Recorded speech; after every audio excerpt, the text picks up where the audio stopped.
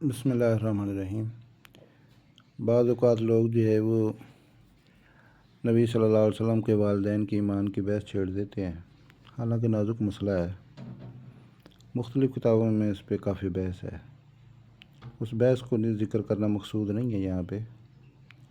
مقصود یہ ہے کہ یہ کتابوں میں یہ تمام تر باتیں لکھی ہوئی ہیں، اور جو اس وقت بتانا مقصد ہے وہ یہ جملہ ہے کہ یہ یہاں سے وبالجملتی یہ کما قال بعض المحققین انه لا ينبغي ذکر هذه المسألة الا مع مزید الادب۔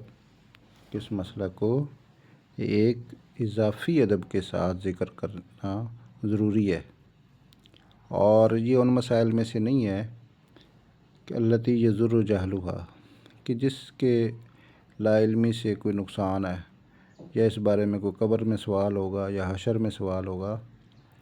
فحفظ اللسان یعنی التکلم فیہا الا بخیر اولا و اسلم، تو زبان کو اس مسئلے میں گفتگو کرنے سے محفوظ رکھنا، مگر یہ کہ اس میں کوئی خیر کی بات ہی کہی جائے، یہی سب بہتر اور سلامتی والا راستہ ہے۔